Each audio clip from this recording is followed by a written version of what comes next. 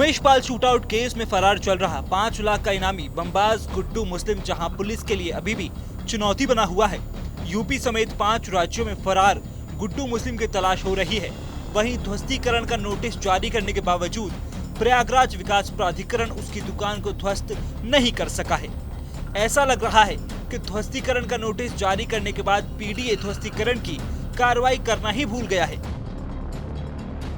इस बीच पीडीए अफसरों की सुस्ती का फायदा उठाकर गुड्डू मुस्लिम के करीबियों ने एक बार फिर से बंद चिकन मटन की दुकान खोल ली है। ध्वस्तीकरण नोटिस के बावजूद दुकान खुलने से पीडीए के अधिकारियों में जहां हड़कंप मचा हुआ है, वहीं लोगों के बीच भी पीडीए के अफसरों के बमबाज गुड्डू मुस्लिम पर मेहरबान होने को लेकर तरह तरह की चर्चाएं हो रही हैं। ध्वस्तीकरण की कार्रवाई न होने को लेकर प्रयागराज विकास प्राधिकरण के अफसरों की मंशा पर सवाल खड़े हो रहे हैं। गौरतलब है कि गुड्डू मुस्लिम के बेटे के नाम से आबिद मटन चिकन की दुकान चक निरातुल मोहल्ले में चल रही है। दीवारों पर टीन शेड लगाकर दुकान बनाई है। उमेश पाल शूटआउट के बाद गुड्डू मुस्लिम फरार हो गया था, जिसके बाद उसकी पत्नी चांद बीबी और बच्चे भी दुकान बंद कर फरार हो गए थे, जिसके बाद से ही आबिद मटन चिकन की दुकान बंद चल रही थी। उमेश पाल हत्याकांड में फरार चल रहे बमबाज और 5 लाख रुपए के इनामी गुड्डू मुस्लिम अभी भी यूपी पुलिस और यूपीएसटीएफ के लिए सिरदर्द बना हुआ है।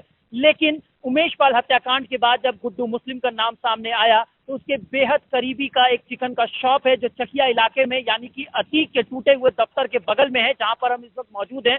इसको पीडीए द्वारा सील कर दिया गया था। लेकिन सबसे बड़ी बात यह है कि ये पीडीए द्वारा इसको सील किया गया था, लेकिन इस दुकान को अभी हाल ही में खोला गया था और तकरीबन 1 हफ्ते तक ये दुकान जो है खुली हुई थी। लेकिन जब प्रशासन की नजर दोबारा से पड़ी तो इसे फिर से सील कर दिया गया।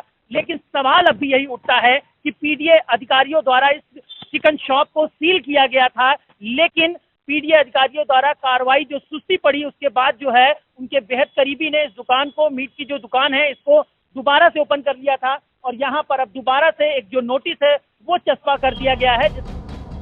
पीडीए के मुताबिक 260 वर्ग फीट में बनी दुकान में व्यवसायिक उपयोग की अनुमति भी नहीं ली गई थी। प्रयागराज विकास प्राधिकरण ने अवैध निर्माण बताते हुए ध्वस्तीकरण का नोटिस जारी किया था। जोनल अधिकारी और संयुक्त सचिव अजय कुमार की ओर से नोटिस जारी किया गया था। नोटिस पर जवाब दाखिल करने की समय सीमा 18 अप्रैल को खत्म हो चुकी है, लेकिन प्रयागराज विकास प्राधिकरण अब तक कोई कार्रवाई नहीं कर सका है। इसका फायदा उठाते हुए गुड्डू मुस्लिम के करीबियों ने दुकान खोलकर चिकन और मटन बेचने का धंधा फिर शुरू कर दिया है। दुकान पर बैठे युवक कोहिनूर मोहम्मद का कहना है कि उसका गुड्डू मुस्लिम से कोई लेना देना नहीं है। उसके पिता अब्दुल रहमान हैं, वो किराएदार के तौर पर दुकान चलाते थे, लेकिन कुछ गलतफहमी की वजह से दुकान बंद कर दी गई, लेकिन अब दुकान खोल दी गई है। कोहिनूर के मुताबिक उसकी दुकान खोलने के बाद कोई रोकने टोकने वाला नहीं है।